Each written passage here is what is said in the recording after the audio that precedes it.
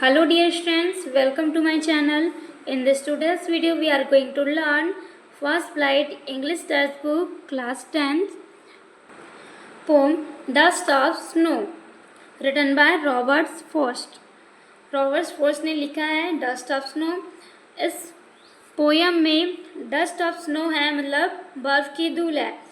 Dust of snow से कैसे poet का जो मूड है वो चेंज हो जाता है, उसका दिन अच्छा जाता है, उसके बारे में हम इस पोएम में पढ़ने वाले हैं। तो चलिए इस पोएम को फर्स्ट हम रीड करेंगे, फिर इसका मीनिंग समझेंगे। The way a crow shook down on me, the dust of snow from a hemlock tree has given my heart a change of mood and saved some part of a day I had rued.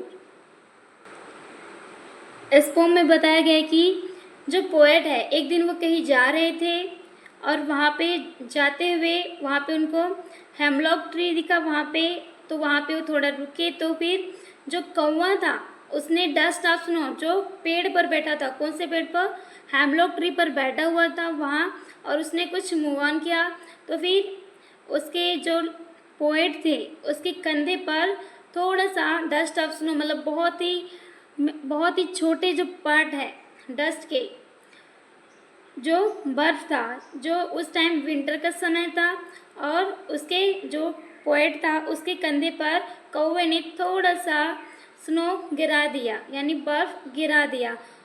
तो फिर आगे क्या होता है हम देखते हैं। Has given my heart a change of mood, और जैसे ही उसने उसके कंधे पे गिराया तो उनका जो मूड था वो चेंज हो गया, उनका दिन खराब चल रहा था तो जो पोएट था उनका मूड चेंज हो जाता है।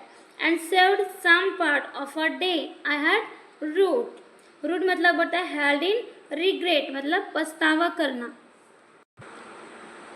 सेकंड स्टैंजर्स में पोएट है वो कहते हैं कि उनका जो हृदय था, उनका जो हार्ट था, वो उसका मूड उसको चेंज कर दिया किसने, डस्ट ऑफ स्नो ने, जो उसके कंधे पर गिरा, और उनके जो दिन का बहुत ख़राब चल रहा था कुछ हिस्सा बचा लिया है। Of a day I had rued, जिसका मुझे अफसोस था, पछतावा था। तो यहाँ पे हम देखते हैं, अब इसका मीनिंग समझ लिए। अब हम देखते हैं कि यहाँ पे जो क्रो है और हेमलॉक ट्री है ये अशुभ माना जाता है, ये एक गलत सिंबल है। जैसे कि ये क्रो है तो क्रो एक सौरों का, डेथ सौरों का सिंबल है, शोक का सिंबल है, और हेमलॉक ट्री है वो एक पॉइजनस ट्रीज है जिस पर सफ़ेद फूल लगे होते हैं। तो हमारी सोसाइटी में क्रो को और हेमलॉक ट्री को अशुभ माना जाता है। जैसे कि आप रास्ते से जा रहे हैं और बिल्ली ने रास्ता काट दिया तो उसे भी अशुभ माना जाता है, लेकिन ऐसा बिल्कुल भी नहीं है।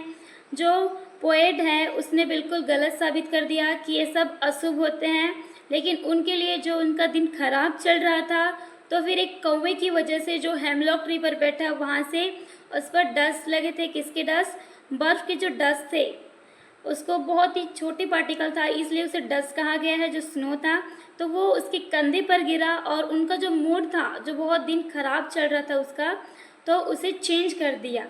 जैसे उसके कंधे पर गिरा तो उनका मूड चेंज हो गया और उनका जो दिन खराब चल रहा था, उनका जो दिन का कुछ हिस्सा था उसने बचा लिया, और जिसका उसे बहुत ही पछतावा था कि मेरा दिन बहुत ही ख़राब चल रहा है, ऐसा करके उनको पछतावा था, उनका दिन का कुछ हिस्सा उन्होंने बचा लिया। तो वंस मोर एक बार और देखते हैं इसका explanations. The way a crow shook down on me, the dust of snow from a hemlock tree has given my heart a change of mood and served some part of a day I had rude.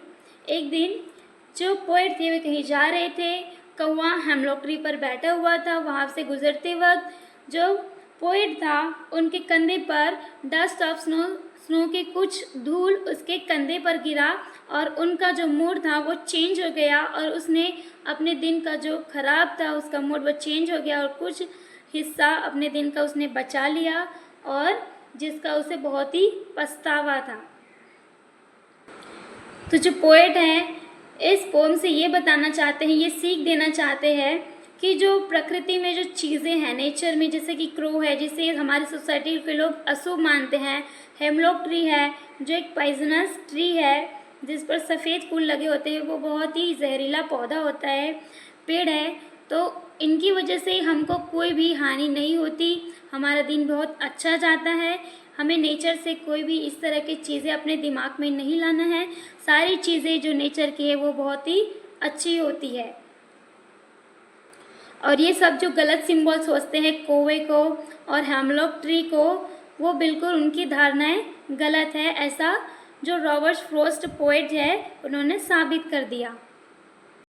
Then video को like करें, share करें, अपने friends को share करें, subscribe करें and thanks for watching this video. मिलते हैं next video में।